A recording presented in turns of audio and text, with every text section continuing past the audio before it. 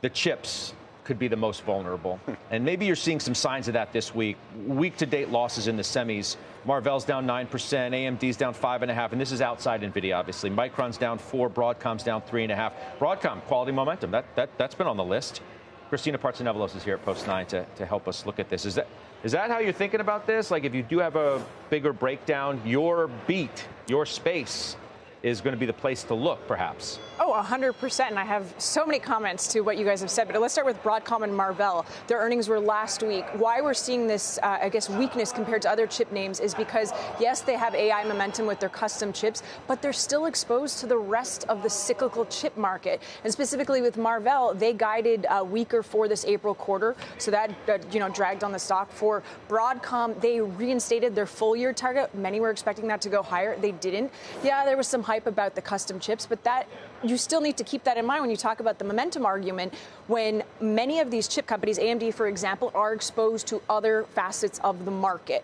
And I question the timeline, which was what you both brought up. With NVIDIA, yes, they're launching their H200, their new B100, which is a completely new architecture for the GPU. They're talking about inferencing, which is 40% of their data center revenue, so that's going to help drive growth. But then you see a report from The Information just yesterday talking about Google, Microsoft, and Amazon warning that customers are cautious on their AI spending because they need to see that return.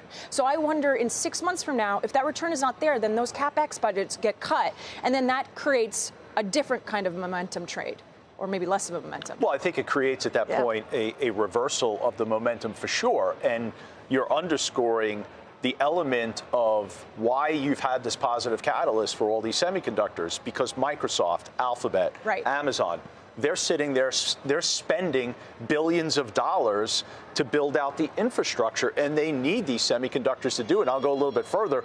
They need companies like Cadence and Synopsys as well.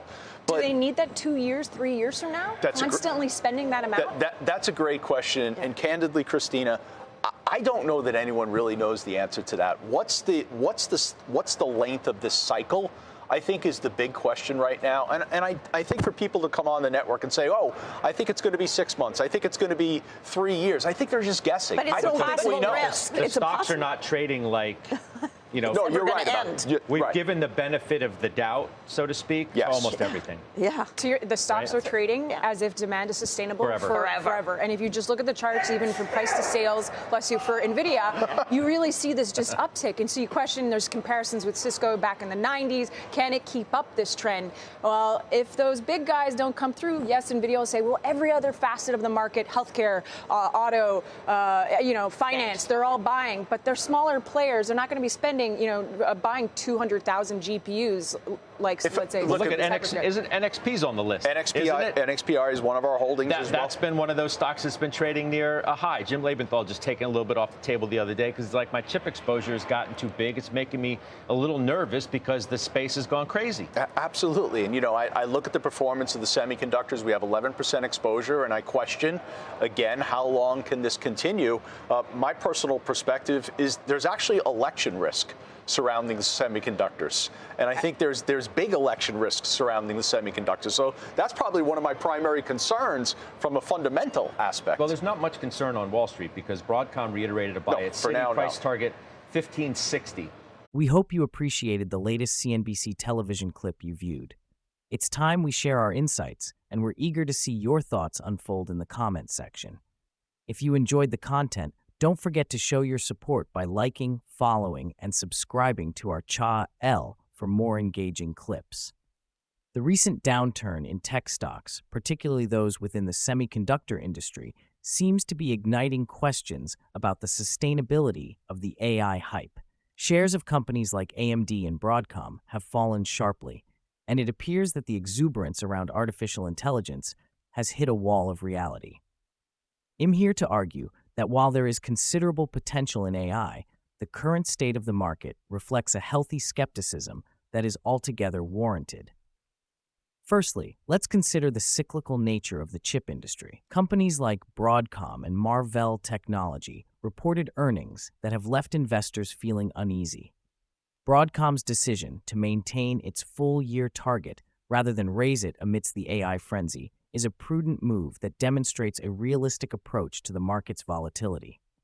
It signals that despite the advancements in AI technologies, the bottom line must be shielded from the effects of broader market cycles. The report from The Information highlighting caution from tech giants like Google, Microsoft, and Amazon on AI spending is a strong indication that the industry is taking a step back to evaluate the return on investments in AI.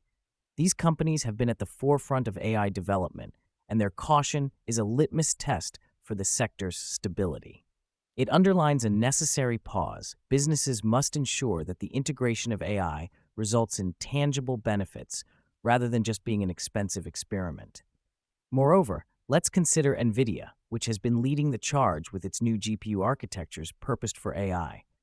The promise of improved inferencing, which accounts for a significant portion of their data center revenue, is alluring. However, if in 6 months the ROI for these AI investments does not materialize, as the report suggests may happen, this could lead to reduced capital expenditures and a subsequent reevaluation of AI's short-term viability. This conservative stance is not to dismiss the disproportionate gains that AI can deliver, but to offer a sober reminder that, like any emerging technology, reaping the rewards requires a combination of tempered expectation and strategic investment. The key lies in recognizing that AI is not a magic bullet, but a tool that adds value in specific, often high-skill contexts. Finally, the downturn in these tech stocks is not an indication of AI's lack of potential, but rather a realistic adjustment of the pace at which AI might impact our economy. It's crucial to navigate the AI landscape with a careful strategy that weighs the immediate costs against the long-term benefits. As history has shown us with other technological advancements, prudent investments founded on rigorous analysis and cautious optimism are what ultimately pay off. In summary, while AI holds promise for sweeping advancements, the current cooling off of investor enthusiasm is a necessary step to ensure that AI development is grounded in economic reality. This will not only ensure more stable growth within the tech sector, but also guard against the kind of boom and bust cycles that harm investors and ovation alike. As a conservative Republican and an admirer of entrepreneurial success, I affirm that the true measure of progress lies in sustainable growth, not ephemeral hype.